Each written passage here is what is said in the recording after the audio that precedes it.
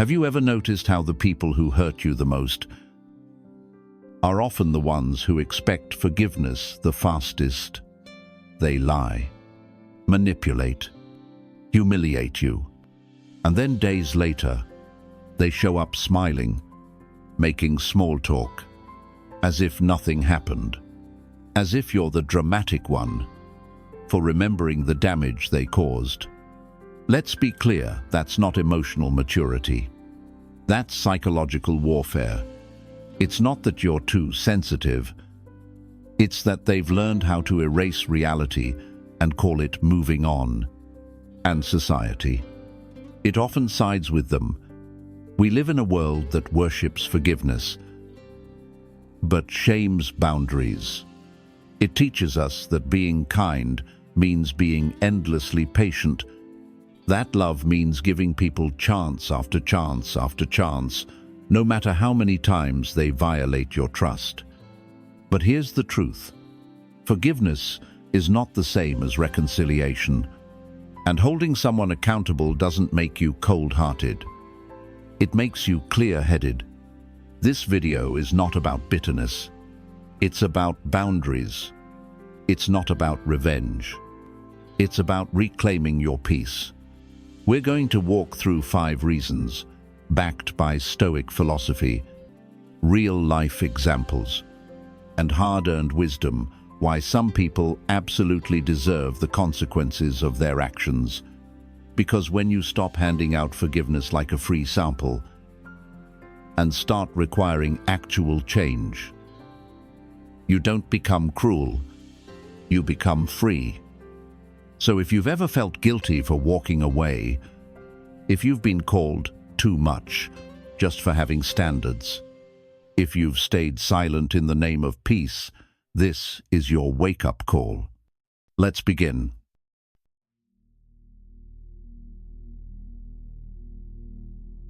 Let's get something straight. Forgiveness is not the same as erasing consequences. But in today's world, especially if you're kind-hearted or raised to always be the bigger person, you've likely been told otherwise. You've been told that forgiveness means reconciling, letting it go, pretending like nothing happened. But here's the hard truth most people avoid. Some people aren't sorry for what they did. They're just sorry they got caught. There's a big difference between remorse and regret. Remorse comes with action. It says, I hurt you, and I will change because of it. Regret just says, I feel bad, because now I have to deal with the consequences. But if there are no consequences, guess what? They don't feel bad for long. In fact, they learn something else entirely. This worked. I got away with it. And just like a child who touches a hot stove and learns not to do it again, adults learn based on results. If lying, manipulating, or violating your boundaries gets them what they want, and you respond by letting it go, then why would they stop? It's not about evil. It's about incentive. Now, let's bring this back to Stoicism. Marcus Aurelius wrote, "You have power over your mind, not outside events. Realize this, and you will find strength." That means this. You can't control whether someone is truly sorry. You can't force them to grow, but you can absolutely control how close they get to you moving forward. That is the consequence. Not punishment, not revenge, just a natural shift in proximity based on reality. And here's a perspective most people miss. Forgiveness is personal. Consequences are social. You can forgive someone in your heart, wish them healing, and still refuse to let them near your peace again. Because forgiveness is your inner work. But learning from their actions, that's theirs. And if they never face the outcomes of what they did, they never truly learn. They just reset. wait for your guard to drop, and repeat the cycle. This is why consequences are not cruel. They're part of adult life. You don't hate someone by drawing a boundary. You honor yourself. You don't become bitter by enforcing standards. You become clear. So the next time someone looks at you and says, "I said I was sorry. Why are you still upset?" Remember this. Saying sorry is not the end of the conversation. It's the beginning. And if they're not willing to back that apology with changed behavior, then they were never truly sorry. They were just buying time, waiting for you to fold. Don't. This is your dignity we're talking about. And some lessons in life are only learned when people feel the weight of their choices. Let them feel it. You're not being cruel. You're being real. And real is what sets you free. Now let's move deeper into the patterns that reveal everything you need to know about someone's true intentions. Because when disrespect becomes a rhythm, it's no longer an accident. It's a decision. Let's talk about that.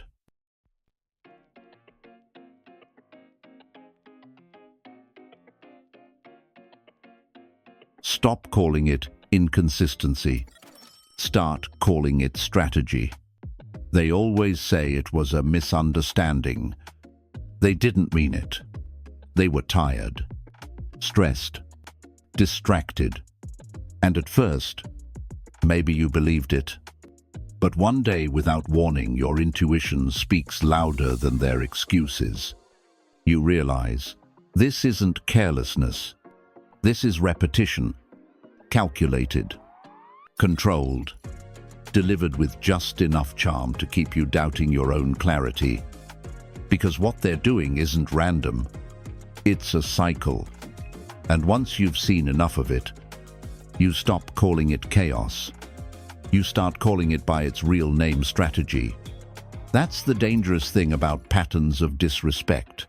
They don't scream at you. They whisper.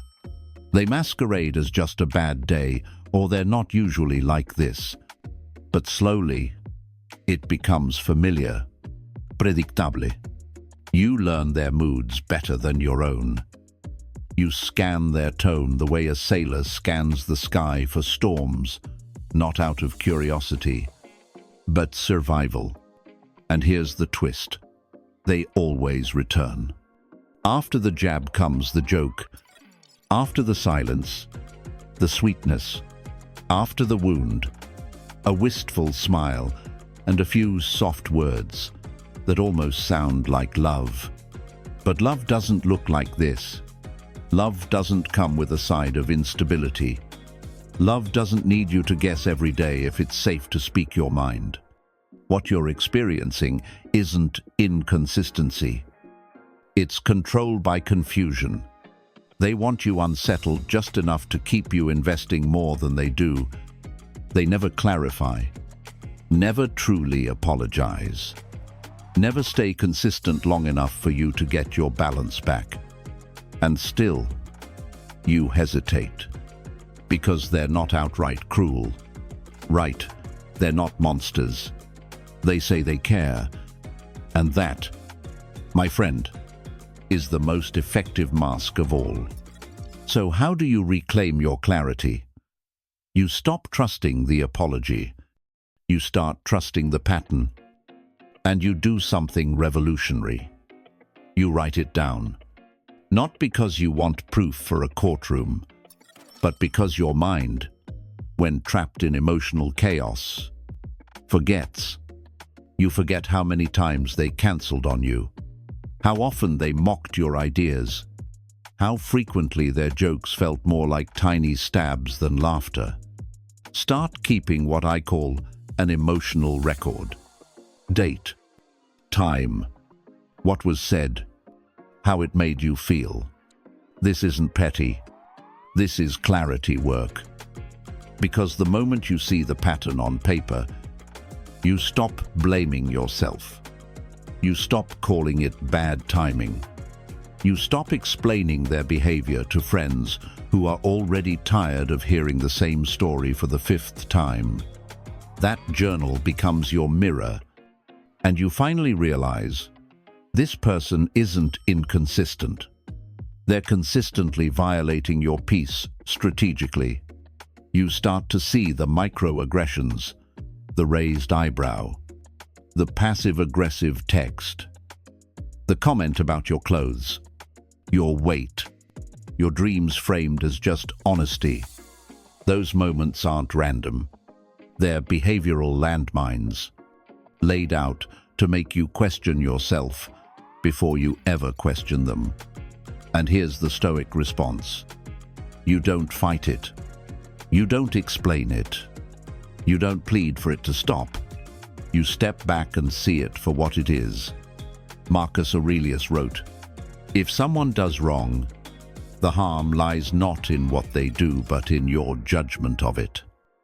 Meaning, you don't need their permission to see clearly. You just need your own. So, stop calling it confusion.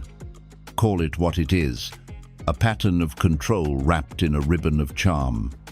And once you name it, you're free to stop dancing around it. You're free to stop wondering if you're too sensitive.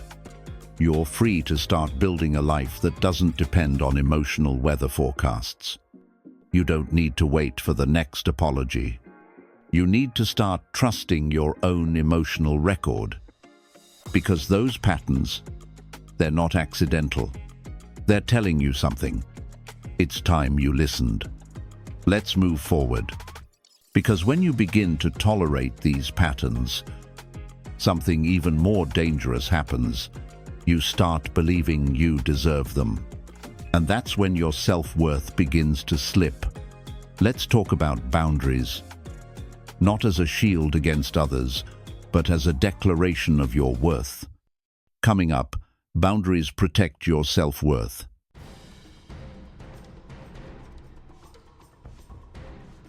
There's a dangerous lie we've all been told, that boundaries are mean.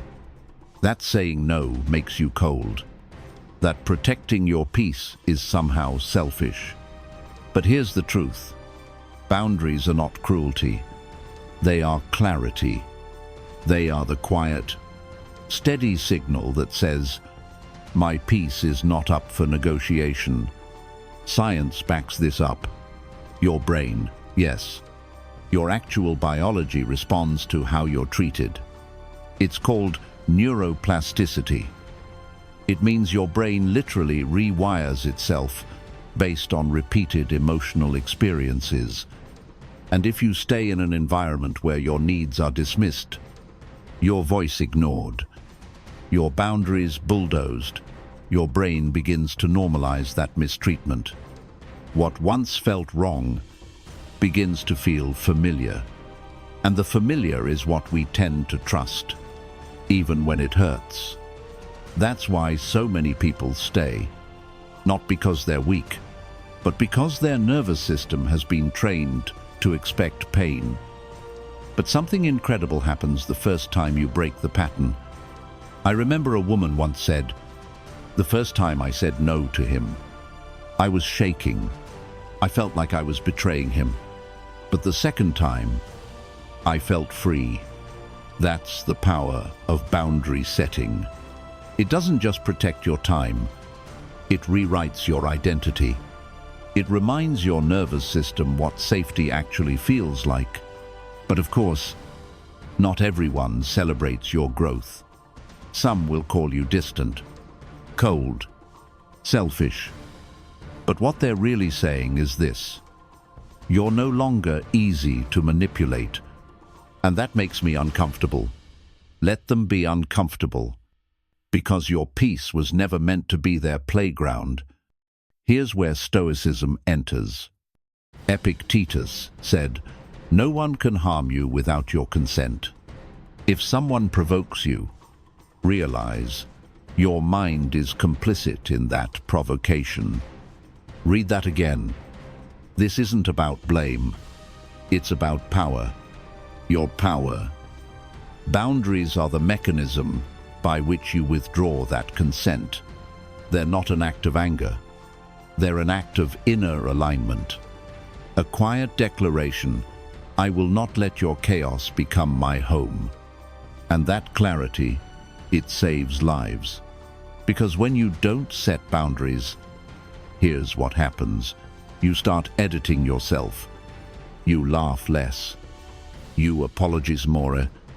You rehearse conversations in your head like you're walking on emotional landmines. You become a curated version of yourself, designed to be acceptable to someone who's never going to respect you anyway.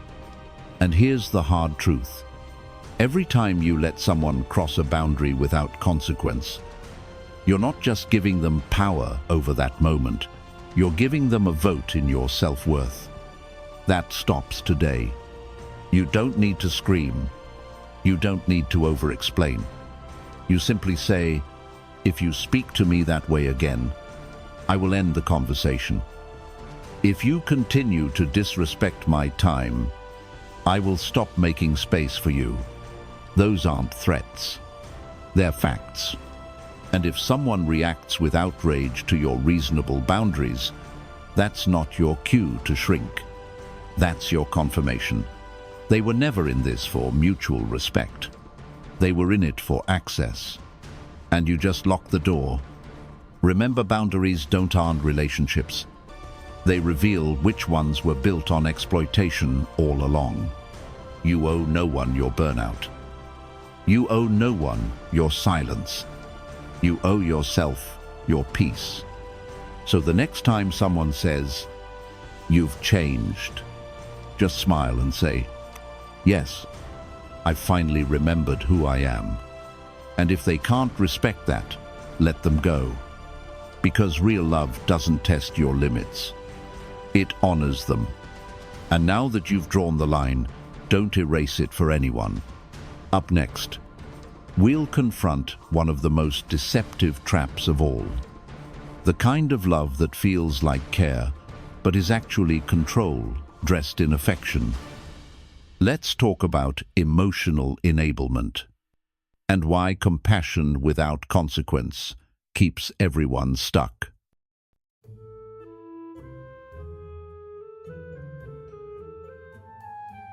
There's a line we rarely talk about, the thin, trembling line between compassion and self-erasure. You think you're helping. You think you're loving them through the pain. But what you're actually doing is shielding them from the natural consequences of their choices. And when you do that long enough, you stop being a partner in healing and start becoming an accomplice to avoidance. It's a brutal truth, but it needs to be said. Enabling someone's behavior isn't kindness. It's permission. Permission to repeat. Permission to manipulate. Permission to keep avoiding accountability while you clean up the emotional mess. Again and again. You tell yourself you're supporting their healing. But are you?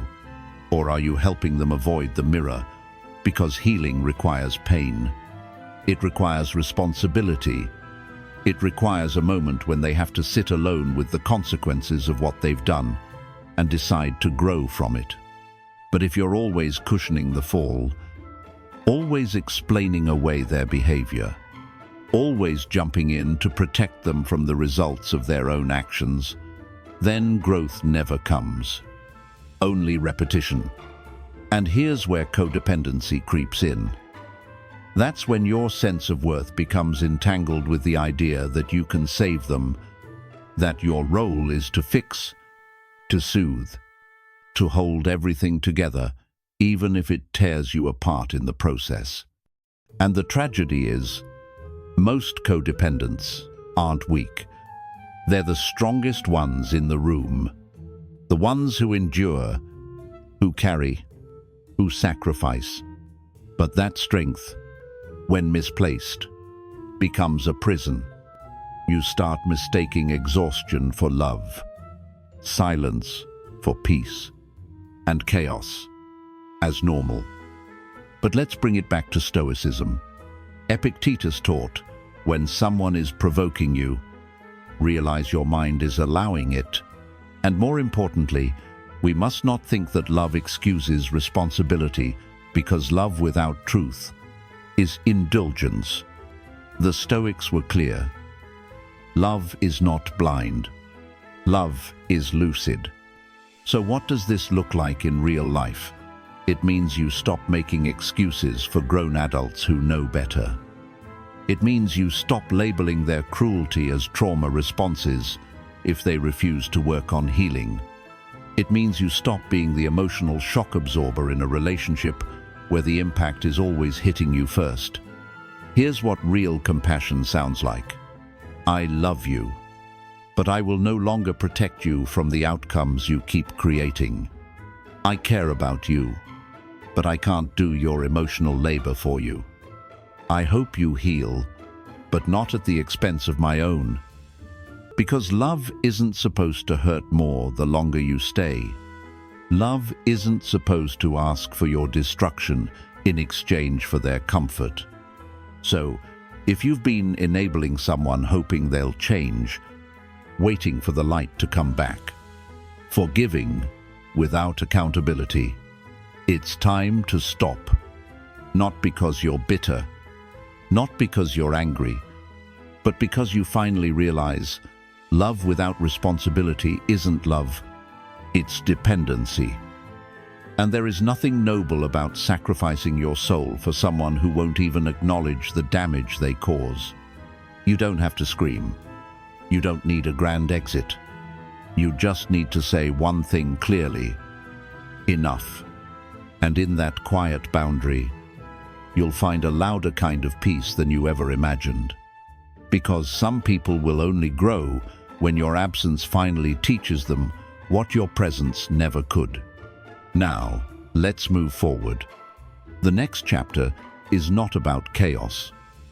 It's about reclamation of your space, your strength, and your calm. Let's talk about what it means to truly reclaim your power, and how peace isn't something you find in others, it's something you defend from within.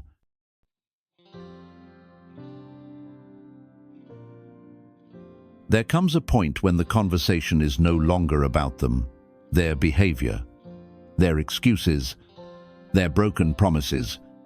It's about you, not the version of you that bends, apologizes, and adjusts to every shift in their emotional weather, but the version that finally sits still and asks, am I doing this out of love or out of fear?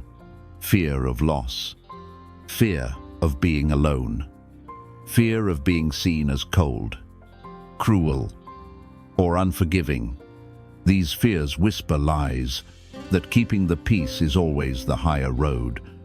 That suffering quietly is noble. That setting consequences makes you the bad guy. But here's the truth. The Stoics knew peace isn't the absence of conflict, it's the presence of alignment. Alignment with your values, with your dignity, with your truth. And sometimes, that truth requires consequences, not as punishment, but as a path back to yourself. Because every time you tolerate behavior that fractures you, you move one step further away from the life your soul is asking for. And yes, it's hard. It's hard to walk away from someone you still love. It's hard to speak clearly when your voice trembles. It's hard to reclaim power when you've spent so long giving it away in the name of being the bigger person. But here's the question that cuts through all of that noise. If they never change, what would bring you peace anyway? That's not a hypothetical. That's a compass. And your peace deserves to be protected, whether or not they ever wake up to what they've done. Carl, a man I once knew, learned this the hard way. He spent years letting someone control his life under the disguise of help. The more he stayed silent, the more his world shrank, until one day he asked himself, What would it look like to live like I mattered again? That question changed everything. Because power, real power, isn't loud. It doesn't shout. It doesn't punish. It doesn't threaten. It draws a line and then holds it. The Stoics called this ataraxia, inner stillness, a mind that doesn't rise and fall with every disturbance around it, a strength that holds its shape, no matter the storm. You don't need to raise your voice to reclaim your life. You just need to stop negotiating your peace for someone else's comfort. So here's the practice. You speak your boundary once. You follow through without drama. You let go of outcomes you can't control. And you return over and over again to the sanctuary inside you. Because the ultimate Stoic power is not domination. It's self-possession. When their chaos no longer enters your bloodstream, when their moods no longer rewrite your day, when their guilt no longer edits your truth, you'll know you're finally free. And from that place, you stop reacting, start responding, and begin building a life rooted in clarity, not confusion. Because consequences are not about revenge, they're about restoration, restoring your boundaries, restoring your energy, restoring the quiet dignity of someone who will no longer shrink just to be tolerated. So if they never change, you do. And in that choice, you reclaim your power. And finally, you find your peace. You've made it to the end. That means you're not just curious. You're ready. Ready to stop mistaking forgiveness for full access. Ready to stop confusing guilt with love. Ready to stop negotiating with people who treat your boundaries like suggestions. Let's make one thing clear. Forgiveness is never the problem. It becomes dangerous when it comes with no requirement for change. You can forgive someone in your heart and still hold them accountable with your actions. You can release the bitterness without offering them a free pass back into your life. Consequences are not about revenge. They're not about making someone else suffer. They're about making sure you stop suffering. They're how you tell the universe, I am done bleeding for people who won't even bring a bandage. And that clarity, that quiet refusal to carry what isn't yours, that is Stoic strength. Because healing doesn't always look like softness. Sometimes it looks like distance. Sometimes it looks like silence. Sometimes it looks like you finally saying, I will not sacrifice my peace just to keep someone comfortable in their chaos. You don't need to yell to be respected. You don't need to explode to be heard. You just need to be clear. So here's your next step. Take out a journal or a blank note on your phone. Write down this question: what have I tolerated for too long in the name of keeping the peace? Be honest. No one else has to see it, but you need to. Then, comment below. I choose peace. I choose clarity. Let that be your vow, your line in the sand, your permission slip to finally stop shrinking. And if this video resonated, you're not done. Because now it's time to build the skill set to hold the boundary without guilt, without drama, without backtracking. That's where we go next. Watch the Stoic blueprint for setting boundaries without guilt. This is more than a video.